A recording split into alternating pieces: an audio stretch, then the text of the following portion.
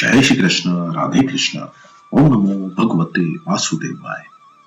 अब तक देह और देही का जो प्रकरण चल रहा था उसका आगे के श्लोक में उपसंहार करते हैं।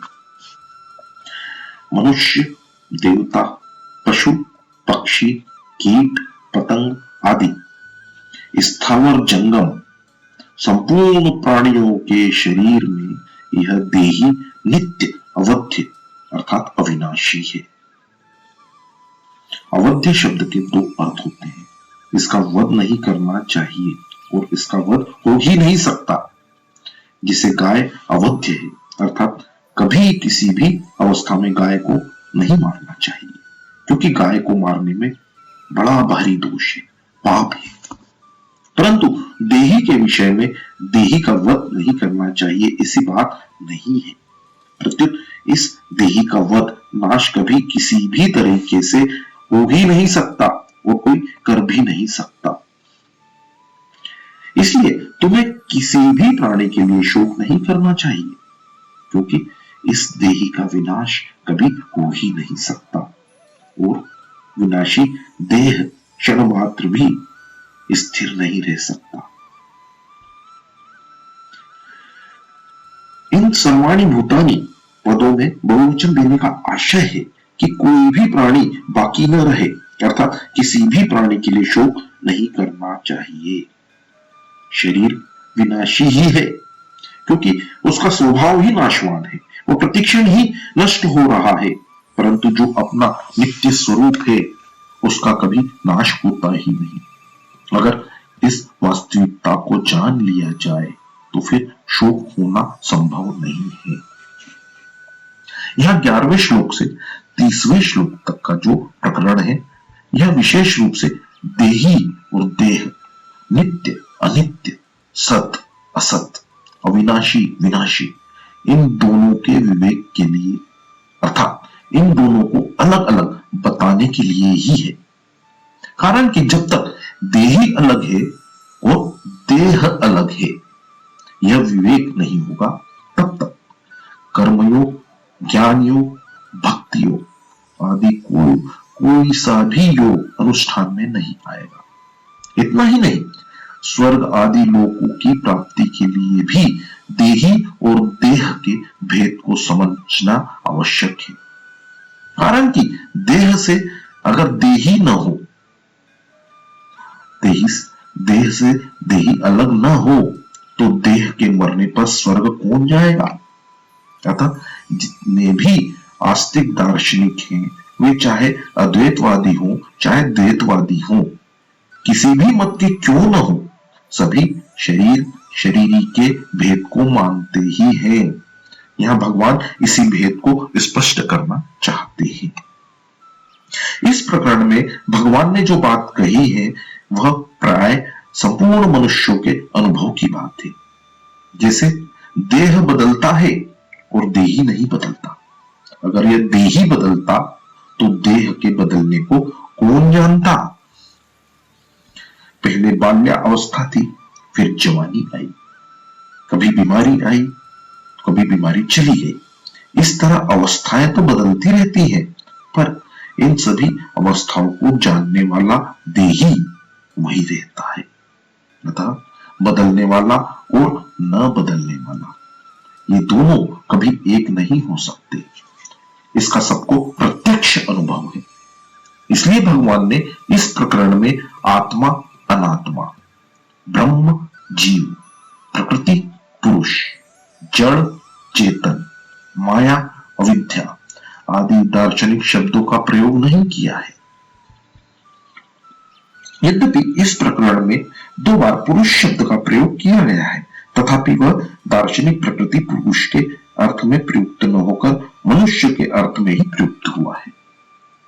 कारण कि लोगों ने दार्शनिक बातें केवल सीखने के लिए मान रखी हैं, उन बातों को केवल पढ़ाई का विषय मान रखा है। इसको दृष्टि में रखकर भगवान ने इस प्रकरण में दार्शनिक शब्दों का प्रयोग न करके देह देही, शरीर शरीरी, असत सत, विनाशी अविनाशी शब्दों का ही प्रयोग किया है, जो इन दोनों के भेद को ठीक ठीक जान लेता है, उसको कभी किंचित मात्र भी शोक नहीं हो सकता। जो केवल दार्शनिक बातें सीख लेते हैं, उनका शोक दूर नहीं होता। एक क्षणों दर्शनों की पढ़ाई करना होता है और एक अनुभव करना होता है। ये दोनों बातें अलग अलग हैं और इनमें बड़ा भारी अंतर है। पढ़ाई में ब्रह्म, ईश्वर, जीव, प्रकृति और संसार ये सभी ज्ञान के विषय होते हैं। अर्थात पढ़ाई करने वाला तो ज्ञाता होता है और ब्रह्म, ईश्वर आदि इंद्रियों और अंतःकरण के विषय होते हैं। पढ़ाई करने वाला तो जानकारी बढ़ाना चाहता है, विद्या का संग्रह करना चाहता है, पर जो साधक मुमुक्षु, जिज्ञासु और भक्त होता है, वह अनुभव करना चाहता है। अर्थात प्रकृति और संसार से संबंध विच्छेद करके और अपने आप को जानकर ब्रह्म के साथ अभिन्नता का अनुभव करना चाहता है, ईश्वर की शरण होना चाहता है। विशिष्ट भाव यह है कि भगवान ने 11वें से 30वें श्लोक तक देह देही के विवेक का वर्णन किया है। इस प्रकरण में भगवान ने ब्रह्म, जीव, प्रकृति, पुरुष, जड़, चेतन, माया, अविद्या, आत्मा, अनात्मा आदि किसी दार्शनिक शब्द का प्रयोग नहीं किया। इसका कारण यह है कि भगवान आपको पढ़ाई का अर्थात सीखने का विषय न बताकर अनुभव का विषय बताना चाहते हैं और यह सिद्ध करना चाहते हैं कि देह देही के अलगाव का अनुभव मनुष्य मात्र कर सकता है। इसमें कोई पढ़ाई करने की, अधिकारी बनने की जरूरत नहीं है। सत असत का विवेक मनुष्य अगर अपने शरीर पर करता है तो वह साधक होता है और संसार पर करता है तो विद्वान होता है। अपने को अलग रखते हुए संसार में सत असत का विवेक करने वाला मनुष्य वाचक सीखा हुआ ज्ञानी तो बन सकता है, पर उसको अनुभव नहीं हो सकता। परंतु अपनी देह में सत असत का विवेक करने से मनुष्य वास्तविक अनुभवी ज्ञानी हो सकता है। तात्पर्य यह है कि संसार में सत असत का विवेक केवल पंडिताई के लिए है, जबकि गीता पंडिताई के लिए नहीं है। इसलिए भगवान ने दार्शनिक शब्दों का प्रयोग न करके देह देही, शरीर शरीरी जैसे सामान्य शब्दों का प्रयोग किया है। जो संसार में सत असत का विचार करते हैं, वे अपने को अलग रखते हुए अपने को ज्ञान का अधिकारी बनाते हैं, परंतु अपने में देह देही का विचार करने में मनुष्य मात्र ज्ञान प्राप्ति का अधिकारी है। अनुभव करने के लिए देह देही का विवेचन उपयोगी है और सीखने के लिए तत्व का विवेचन उपयोगी है। इसलिए साधक अनुभव करना चाहता है तो सबसे पहले उसको शरीर से अपने अलगाव का अनुभव करना चाहिए कि शरीरी के संबंध से रहित है और शरीरी शरीर के संबंध से रहित है। अर्थात मैं शरीर नहीं हूं। उसने जितनी सच्चाई से, दृढ़ता से, विश्वास से और निस्संदेहता से शरीर की सत्ता महत्ता मानी है, उतनी ही सच्चाई से, दृढ़ता से, विश्वास से और निस्संदेहता से स्वयं स्वरूप की सत्ता महत्ता मान ले और अनुभव कर ले। शरीर केवल कर्म करने का साधन है और कर्म केवल संसार के लिए ही होता है। जैसे कोई लेखक जब लिखने बैठता है तब वह लेखनी को ग्रहण करता है और जब लिखना बंद करता है तब लेखनी को यथास्थान पर रख देता है। ऐसे ही साधक को कर्म करते समय शरीर को स्वीकार करना चाहिए और कर्म समाप्ति होते ही शरीर को ज्यों का त्यों रख देना चाहिए, उससे असंग हो जाना चाहिए। कारण कि अगर हम कुछ भी ना करें तो शरीर की क्या जरूरत है। साधक के लिए खास बात है जाने हुए असत का त्याग। साधक जिसको असत जानता है उसका वह त्याग कर दे तो उसका साधन सहज सुगम हो जाएगा और जल्दी सिद्ध हो जाएगा। साधक की अपने साध्य में जो प्रियता है वही साधन कहलाती है। वह प्रियता किसी वस्तु, व्यक्ति, योग्यता, सामर्थ्य आदि के द्वारा अथवा किसी अभ्यास के द्वारा प्राप्त नहीं होती, प्रत्युत साध्य में अपनापन होने से प्राप्त होती है। साधक जिसको अपना मान लेता है उसमें उसकी प्रियता स्वतः हो जाती है, परंतु वास्तविक अपनापन उस वस्तु से होता है जिसमें ये चार बातें होती है। पहली, जिसमें हमारी सधर्मता अर्थात स्वरूपगत एकता हो। दूसरी, जिसके साथ हमारा संबंध नित्य रहने वाला हो। तीसरी, जिससे हम कभी कुछ ना चाहें।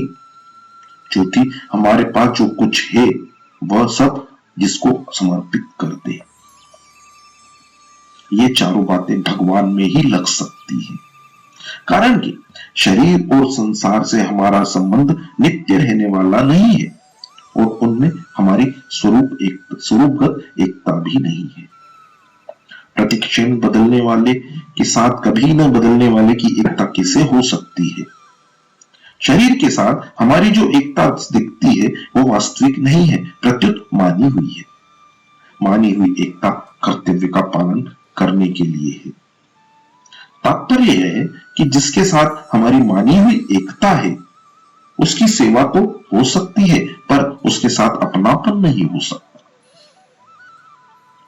जाने हुए असत का त्याग करने के लिए यह आवश्यक है कि साधक विवेक विरोधी संबंध का त्याग करे।